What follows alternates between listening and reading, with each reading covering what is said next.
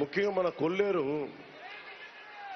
సమస్యలు ఉన్నాయి. మౌలికంగా మన కొల్లేరు కాంటూర్ సమస్య ఉంది, తాగునీటి సమస్య ఉంది.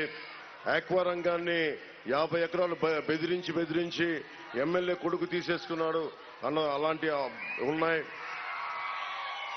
ఆక్వా రంగం ఖర్చులు పెరిగిపోయినాయి. ₹1.50 ఉండే కరెంటు ఖర్చు ఈ రోజున ₹5 పైగా పట్టుకెళ్ళిపోయాడు. అలాగే డ్రైనేజ్ సమస్య ఉంది. వీటన్నిటికంటే ఇంతమంది యువతున్నారు, ఆడపడుచులున్నారు. అక్కడ కూర్చొని కులం కాని కులం కార్మికులం, భవన నిర్మాణ కార్మికులకి ప్రత్యేక కార్పొరేషన్ కావాలి అన్న కోరికకి అదే ఆ బోర్డు ఎందుకు వచ్చిందంటే క్లాస్ వార్ అని చెప్పే జగన్ వచ్చి రాగానే మీ భవన నిర్మాణ కార్మికులు, మన భవన నిర్మాణ కార్మికులు పొట్టనే కొట్టాడు. ఎవరైతే కష్టం చేస్తారో, ఎవరైతే ఇలాంటి కట్టడాలకి వాళ్ళ కన్నల్ని కరిగిస్తారో, ప్రతి కట్టడానికి 1% సెస్ కడతాం. ₹1,00,000 ఖర్చు అయితే ₹1,000 సెస్ కడతాం. ఆ సెస్ తీసుకెళ్లి మనం భవన నిర్మాణ సంక్షేమ నిధికి ఇస్తే అవి వాళ్ళు దోచేశారు.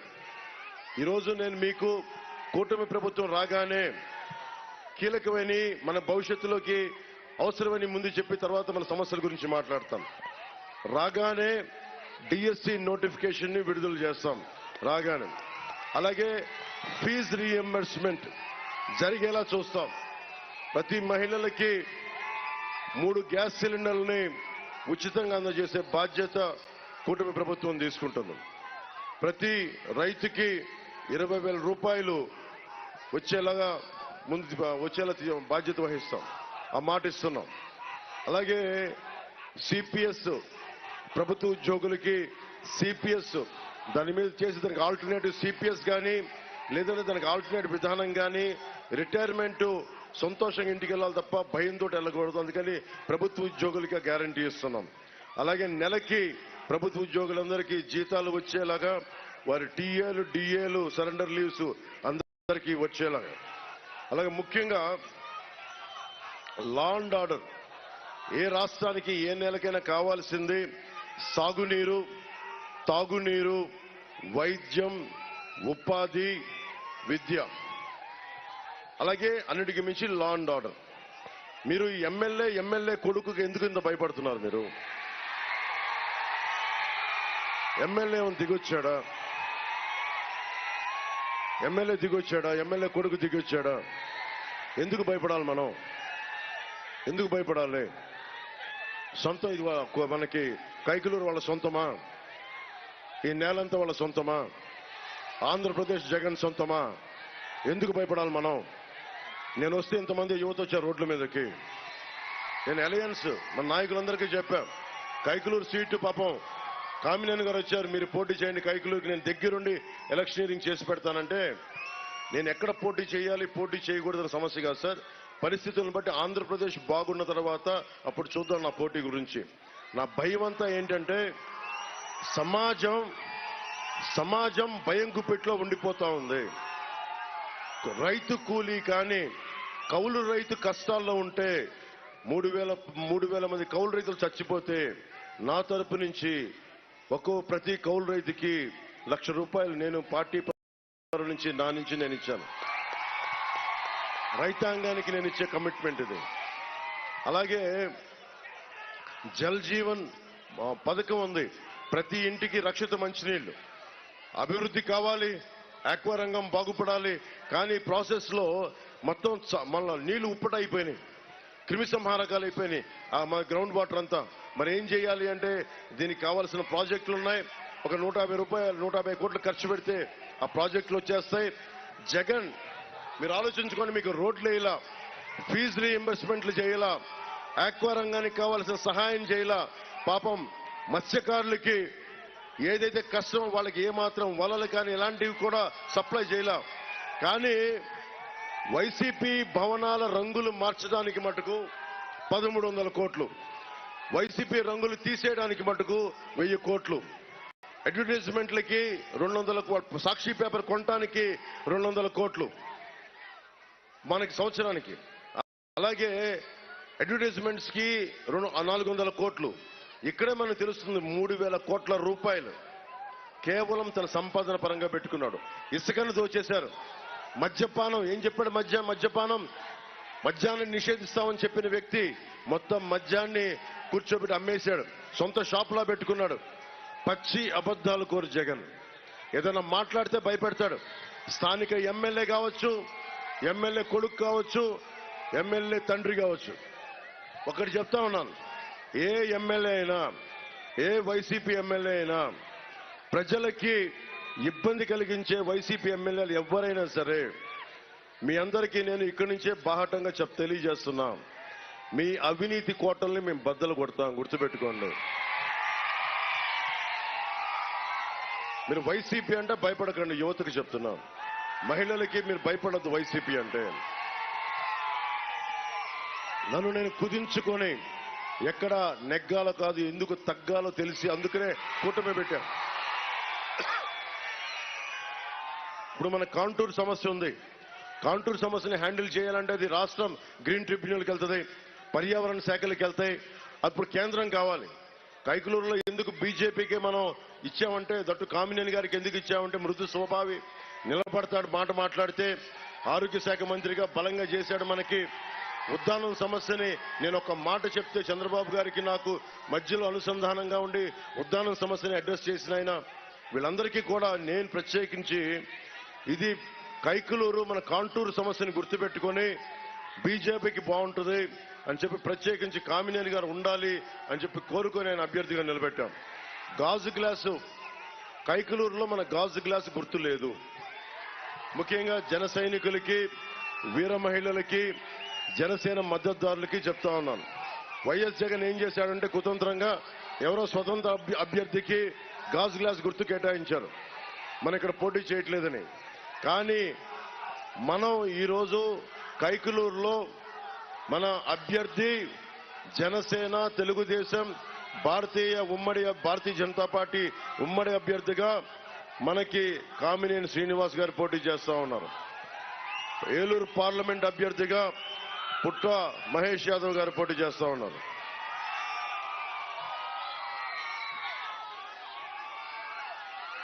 అలాగే ఏ ప్రభుత్వం కూడా, ఇందాక చెప్పాను, వైద్యం జగన్ వచ్చి 7,300 మనకి ఎయిడెడ్ స్కూల్స్ ని, కాలేజెస్ ని మూసేశాడు. కొత్త స్కూళ్లు తెరవల. 62,000 మంది నుంచి 68,000 బిడ్డలు, 5 ఏళ్ల నుంచి 18 ఏళ్ల బిడ్డలు చనిపోయారు. ఒక్కడు మాట్లాడలా. 30,000కి పైగా ఆడబిడ్డలు అదృశ్యమైపోయారు. 25,000 కిలోలు గంజాయి ఈ రోజున కూర్చో హెరాయిన్ మత్తు మందులు వైజాగ్ పోర్ట్లో దొరికినాయి. ఎక్కడికెళ్ళు దాదాపు 23 లక్షల మంది యువత గంజాయికి, మత్తుకి బానిసలయ్యారు. మిమ్మల్ని అందరినీ మత్తులో పెట్టేస్తా ఉన్నారు. నాకు సరదా కాదు, వచ్చి నేను మిమ్మల్ని మీ గుండెల్లో ధైర్యం నింపడానికి వచ్చాను నేను రాజకీయాల్లోకి. భయపడకండి. భవన నిర్మాణ కార్మికుల కోసం మొట్టమొదటి గళమెత్తింది జనసేన, పవన్ కళ్యాణ్. భవన నిర్మాణ కార్మికులకు చెప్తా ఉన్నాను, మీ స్థిరీకరణ, మీ నిధులతో పాటు ముఠా కూలీలకు కూడా ప్రత్యేకమైన కార్పొరేషన్ ఏర్పాటు చేస్తాం. అది మీరు చూసే దాంట్లో మేనిఫెస్టోలో ఉంది. అలాగే ఇప్పటిదాకా దేశంలో ఏ ప్రభుత్వం కూడా చేయలే. 25 లక్షల రూపాయలు ఇన్సూరెన్స్, ఏ ఆరోగ్య సమస్య వచ్చినా కుటుంబానికి 25 లక్షల రూపాయలు హెల్త్ ఇన్సూరెన్స్ కూటమి ప్రభుత్వం ఇస్తా ఉంది. ఇది ఇప్పటిదాకా భారతదేశంలో ఏ ప్రభుత్వం చేయలే. మనకి ఫీజు రీఇంబర్స్మెంట్లు కానీ, ఏవైనా సరే ఆరోగ్యపరమైన మనకి మంచినీరు కానీ, ఇవన్నీ ప్రొవైడ్ చేసి చేయడానికి మేము సంసిద్ధంగా ఉన్నాం. నిర్ణయం మీది. మీరు చాలా జాగ్రత్తగా నిర్ణయం తీసుకోవాలి. ముఖ్యంగా యువతకి చెప్తున్నాను, మీ భవిష్యత్తు మీ చేతుల్లో ఉంది, మా చేతుల్లో లేదు. నా చేతుల్లో ఏముంది? మీ అందరికీ తప్పప్పులు చెప్పగలను. బయటికి వచ్చాను, మనకి కేంద్ర నాయకత్వంతో మాట్లాడాను, భారతీయ జనతా పార్టీ అలయన్స్ ని తీసుకొచ్చాను, తెలుగుదేశంని, జనసేనని కలిపాను. శత్రువుని మనలో మనం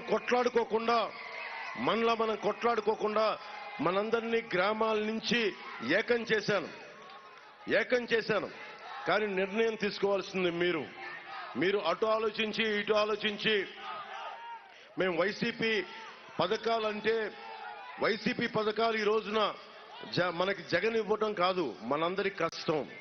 ఒక భవన నిర్మాణ కార్మికుడు కండ కరిగించి ఒక భవన యజమాని నిర్మాణం చేసుకుంటే 1000 రూపాయలు ప్రభుత్వ ఖజానాలోకి వెళ్తాయి.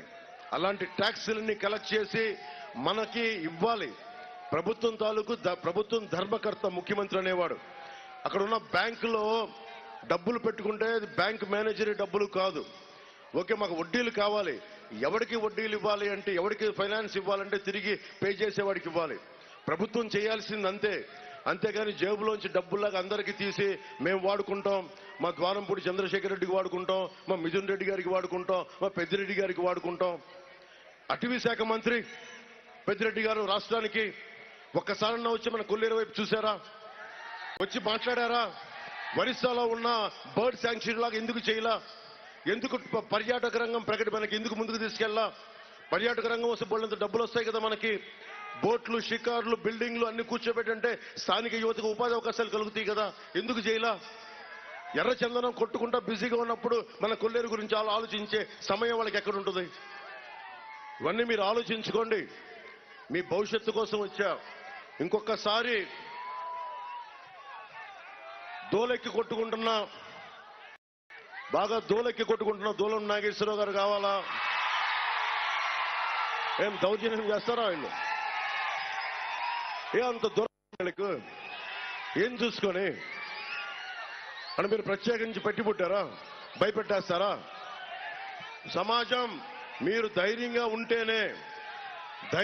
ఉంటేనే సమాజం నిలబడద్ది. ఎరుపు జెండా మీ ఇష్టంతో నా మీద విసిరేయటం కాదు. ఎరుపు జెండా విప్లవానికి సంకేతం. విప్లవానికి సంకేతం. ఎదురు తీసుకెళ్తే గుండె ధైర్యం రావాలి. నా ముందు హుషారుగా మీరు వేస్తే సరిపోదు, నా దృష్టిలో పడితే సరిపోదు. భారత మాత దృష్టిలో పడండి. ఆ ఎలుగెత్తే రెపరెపలాడుతున్న మువ్వెన్నెల జెండా దృష్టిలో పడండి. పవన్ కళ్యాణ్ అనే వ్యక్తి, అతనికి ఒక పరిమితమైన కాలం ఉంటుంది. భగవంతుడిచ్చిన ఆయుస్సు ఉంటుంది, వెళ్ళిపోద్ది. కానీ మీరు నిరంతరం సాగాల్సిన వాళ్ళు. మీరు ఆలోచించుకోండి. భయపడకుండా బతకండి. అదొక్కటే నేను ఇవ్వగలిగేది మీకు. మిగతా సమస్యలన్నీ తీర్చే బాధ్యత కూటమి ప్రభుత్వానికి.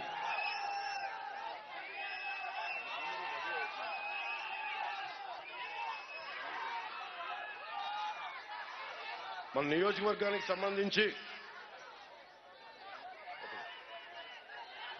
మన కలిదండి మండలంలో కొత్తగా అగ్నిమాపక కేంద్రాన్ని ఏర్పాటు చేయలేదు వీళ్ళు. అది మనం వచ్చి ఏర్పాటు చేద్దాం. ముదినేపల్లి మండలంలో ధాన్యం నిల్వ చేసుకునేందుకు మనకి గోడౌన్స్ అందుబాటులో లేవు, గోడౌన్లు చేద్దాం. అలాగే ముదినేపల్లిలో డిగ్రీ కళాశాల ఏర్పాటు చేయాల్సిన అవసరం ఉంది, అది ముందుకు తీసుకెళ్తాం. కైకలూరు నియోజకవర్గంలో కార్మికులు ఎక్కువ ఉన్నారు, పరిశ్రమలు ఎక్కువ ఉన్నాయి. ఈఎస్ఐ ఆసుపత్రి అవసరం ఉంది. ఈఎస్ఐ ఆసుపత్రిని కావాలి అంటే మన కేంద్ర మంత్రి, మనకి కేంద్రం నుంచి సహాయ సహకారాలు ఉన్న కామినేని గారు గెలిస్తే మన ఈఎస్ఐ ఆసుపత్రిని అక్కడ ఎస్టాబ్లిష్ చేసే బాధ్యత మనం తీసుకుంటాం. కైకలూరులో పార్క్ ఏర్పాటు, పిహెచ్సిలో డయాలసిస్ కేంద్రం ఏర్పాటు, 50 అడుగుల ఆసుపత్రి హామీ నెరవేరలేదు, వాటన్నిటినీ ముందుకు తీసుకెళ్తాం. పేరూరులో పోలరాజు మెయిన్ డ్రైవ్ పై వంతెన కూలి, చిన్నపాటి వంతెన కూలి 3 సంవత్సరాలైనా పట్టించుకోవాలా. చాలా సార్లు మన జన సైనికులు కూడా వంతెనలు కూలిపోతే పోరాటం చేసిన సందర్భాలు ఉన్నాయి, కొడితే ఎదురు తిరిగిన సందర్భాలు ఉన్నాయి. మనం వచ్చి అలాంటి చిన్న చిన్న మౌలిక వసతులు, చిన్నపాటి వంతెనలు, కల్వర్ట్స్ ని అన్ని జాగ్రత్తగా మనం నిర్మించుకునే అవకాశం ఉంది. కైకలూరుని పంచాయతీ నుంచి నేను మనం చెప్పాను వారాహ యాత్రలో కూడా, కైకలూరుని పెడన, బందర్ వీటన్నిటిని కూడా కూర్చోబెట్టి చతుర్ముఖ నగరాలుగా తీర్చిదిద్దాలి. మన పంచాయతీ నుండి దీనిని మున్సిపాలిటీగా మార్చాలి. అవసరమైతే కేంద్ర నాయకత్వానికి చెప్పి, కామినేని గారికి చెప్పి దీన్ని ఒక స్మార్ట్ మున్సిపాలిటీగా చేయాల్సిన అవసరం ఉంది. అలాగే పెద్దలెంక డ్రైవ్ పై గరిసిపూడి వద్ద పాత రెగ్యులేటర్ పాడైపోయింది, కొత్త రెగ్యులేటర్ నిర్మాణం చేస్తామని చెప్పిన మనిషి బెదిరించడం తప్ప ఇప్పుడు దాకా ఏం చేయలేదు. స్థానిక ఎమ్మెల్యే మనం కొత్త రెగ్యులేటర్ని నిర్మాణం చేస్తాం. కొల్లేరుకి గ్రీన్ జోన్ ముప్పు ఉందని చెప్పారు. పోయినసారి కాంటూరులో లేనివి కూడా కొట్టి 10,000 ఎకరాలు కొట్టేశారు బాంబులు పెట్టి. అది ఎలా చేయాలి ఒకసారి కూర్చోబెట్టి దాని మీద పునరాలోచన చేస్తాం. కలిదండిలో రైతులు రైతు బజార్లకు ఇబ్బందులు పడతా ఉన్నారు. రైతు బజార్లు ఏర్పాటు చేస్తాం. పడమటివాలం, పరసావానిపాలెం, ఎస్ఆర్సి అగ్రహారం, వెంకటాపురం గ్రామాల్లో కూరగాయలు ఆకుకూరలు పండించే రైతులు వాటిని అమ్ముకోవాలంటే ఇబ్బంది పెడతా ఉన్నారు. దూర ప్రాంతాలకి వెళ్ళి అమ్ముకోవాల్సి వస్తుంది కాబట్టి కలిదండిలో రైతు బజార్ని ఏర్పాటు చేస్తాం. ఏలూరు రూరల్ కైకలూరుకి కలిపే బ్రిడ్జి కావాలి. ఆ బ్రిడ్జి కావాలంటే మనకి బలమైన నిధులు ఉండాలి.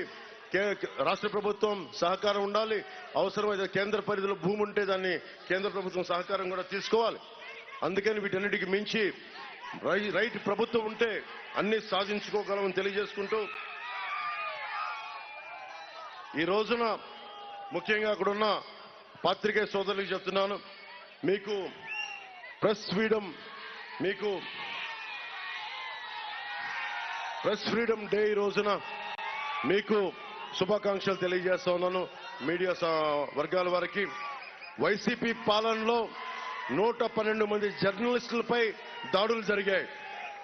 జర్నలిస్టులపై 430 కేసులు నమోదు చేశారు. పత్రికల్ని ఛానల్ని కట్టడి చేసేందుకు జీవో 1 తీసుకొచ్చారు, భయపెట్టారు. అక్రిడిటేషన్ జారీలో దాదాపు మనకి 21,000 మంది జర్నలిస్టులు ఉంటే కేవలం 9,000 మందికే అక్రిడిటేషన్ ఇచ్చారు.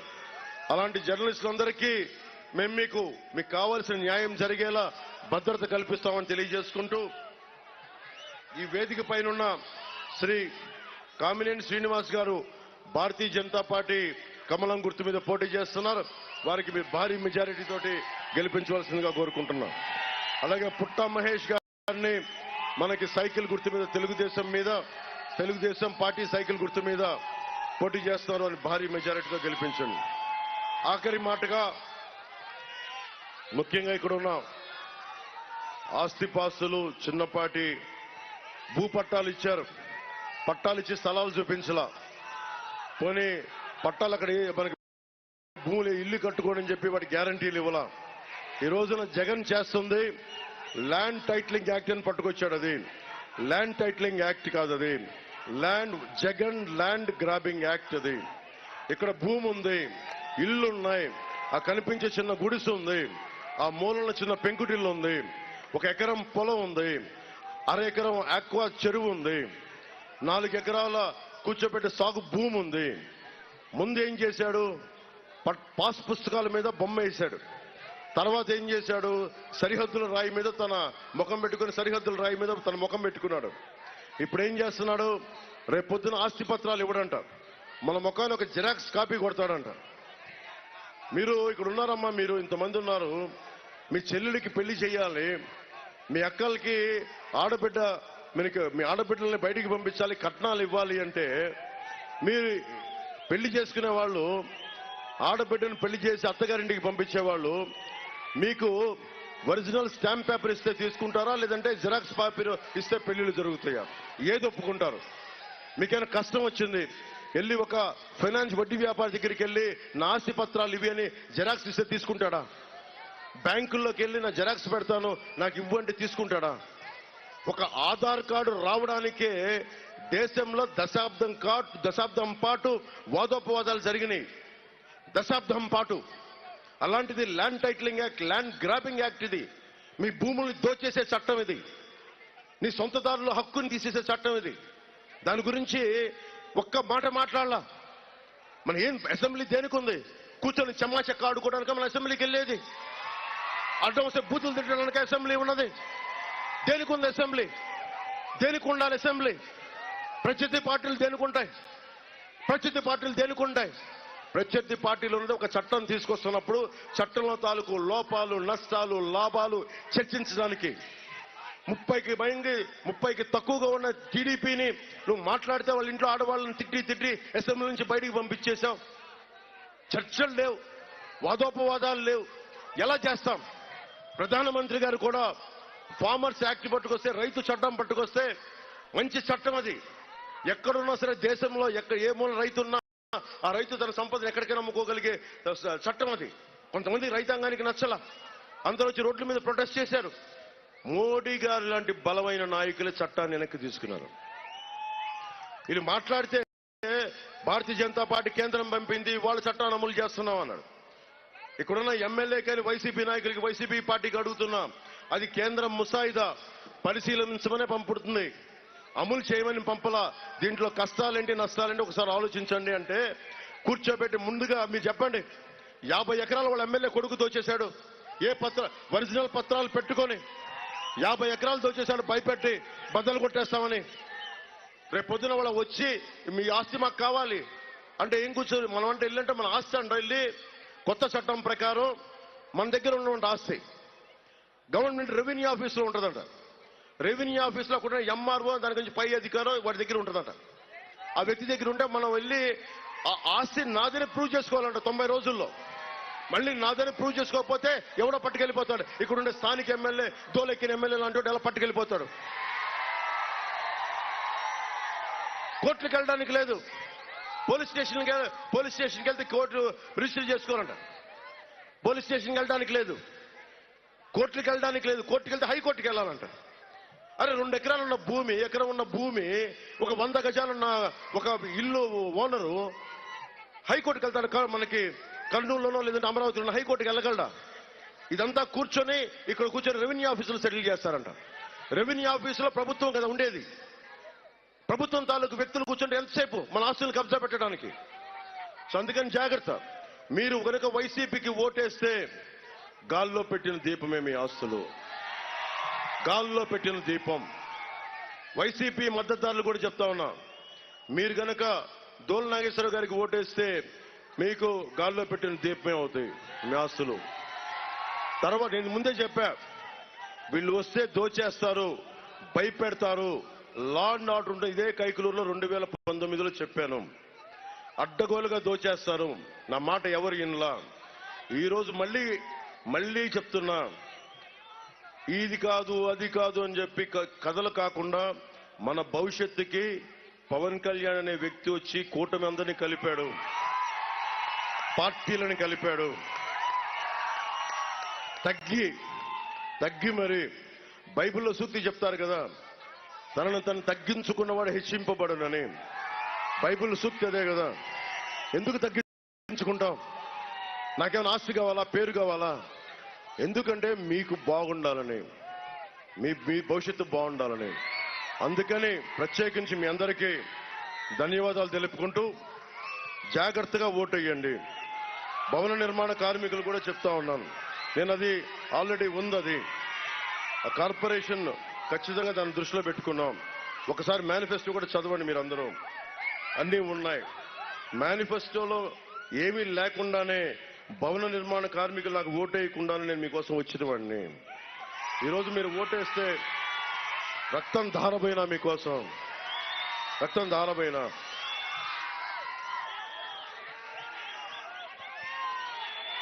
జనసేన అధ్యక్షులు శ్రీ బండ్రెడ్డి రామకృష్ణ గారికి, కమిలి విఠల్ గారికి, బట్టు లీలా కనకదుర్గ గారికి, కొల్లి వరప్రసాద్ గారికి, నల్లగోపుల చలపతి గారికి, వి నరసింహారావు గారికి, యేసురాజు గారికి, విక్రమ్ కిషోర్ గారికి, విష్ణు గారికి, తోట లక్ష్మి గారికి, మందాలపు రవి గారికి నా హృదయపూర్వక ధన్యవాదాలు. ఇంత మండుటెండలో కూడా మీరు వచ్చి మీ విలువైన సమయాన్ని కేటాయించినందుకు, నన్ను విన్నందుకు, మీ భవిష్యత్తు కోసం నా మాట విన్నందుకు నా హృదయపూర్వక నమస్కారాలు. ఈరోజు పుట్టా మహేష్ యాదవ్ గారు తెలుగుదేశం పార్టీ సైకిల్ గుర్తుకు ఓటేయమని అడుగుతా ఉన్నాను. కమలం గుర్తుకు మీద కామినేని శ్రీనివాస్ గారికి ఓటేయమని అడుగుతున్నా. నేను ఈరోజు ఓటేయమని అడుగుతున్నా. నేను పిఠాపురం నుంచి పోటీ చేస్తున్నా. నేను మీకు ఇదే మాటిస్తున్నా, నేను పని చేస్తా, పని చేయిస్తా, బలంగా పని చేస్తాను. ఎంత పెద్ద మనసు అంటే పుట్టా మహేష్ యాదవ్ గారిది. పోలవరం నిర్వాసితుల కోసం మనం 33,000 కోట్లు అవసరం అవుద్ది, ఎక్కడో చోట మొదలు పెట్టాలి అని నిర్వాసితుల నిధి కొత్త ప్రభుత్వం స్టార్ట్ చేస్తే నేను ₹1 కోటి ఇస్తాను అనగానే ఎంత పెద్ద మనసు అంటే, ఎంత పెద్ద హృదయం అంటే, ఎంత పెద్ద గుండె అంటే ఏంది. నేను కూడా ₹1 కోటి ఇస్తున్నాను మనకి నిర్వాసితుల నిధికం, పోలవరం నిర్వాసితుల నిధికం. అలాంటి వ్యక్తిత్వం ఉన్నవాడు మన ఎంపీ. అందుకని మీ అందరూ మనస్ఫూర్తిగా మీకు కూటమి ఉన్నది మీకోసం, మీ భవిష్యత్తు కోసం. అందుకని ధైర్యంగా వచ్చి ఓటేయండి.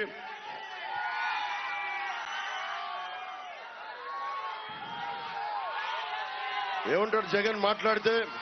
సిద్ధం అంటాడు. ఇలా చూస్తుంటాడు, సిద్ధం.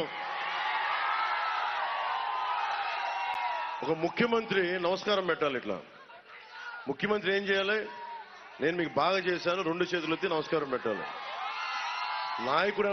నాయకుడు ఎవడైనా సరే 2 చేతులెత్తి నమస్కారం పెట్టి ఓట్లు అడగాలి. కానీ నువ్వు నాకు ఓటేస్తావా లేదా చంపేనా, నువ్వు ఓటేస్తావా లేదా నేను నీ కబ్జా పెట్టనా, నువ్వు ఓటేస్తావా లేదా నీ అక్రిడిటేషన్ తీసేయనా, నువ్వు ఓటేస్తావా లేదా నేను భయపెట్టనా, నువ్వు ఓటేస్తావా లేదా నీ కూర్చోబెట్టి నీ పథకం తీసేయనా. ఇది దీని అర్థం. జగన్ ఇలా అంటే ఎవడు భయపడ్డు. మేము ఇలా చూపిస్తాం. కూటమి గుర్తుది. నువ్వు ఇలా అంటే మేము ఇలా అంటాం. ఇదేనికి కూటమి గుర్తుతో ఇక్కడ నల్ల బొట్టు పొడిపించుకొని చూపిస్తాం. బద్దలు కొడుతున్న నీ అవినీతి కోటలను గుర్తుపెట్టుకో. మీ అందరికీ మీ భవిష్యత్తుకి కూటమి హామీని తెలియజేసుకుంటూ మీ అందరికీ ధన్యవాదాలు తెలుపుకుంటూ, భారీ విజయంతో కూటమి ప్రభుత్వం ఏర్పాటు చేశాక స్వయంగా నేను కూడా కూర్చొని మన కైకలూరు సమస్యల్ని నేను కూడా సమీక్షిస్తానని తెలియజేసుకుంటూ సెలవు తీసుకున్నాను. జై టీడీపీ, జై బీజేపీ, జై జనసేన, జై హింద్. ఎలక్షన్ల నినాదం చేతులకి మద్దతు తెలుగు.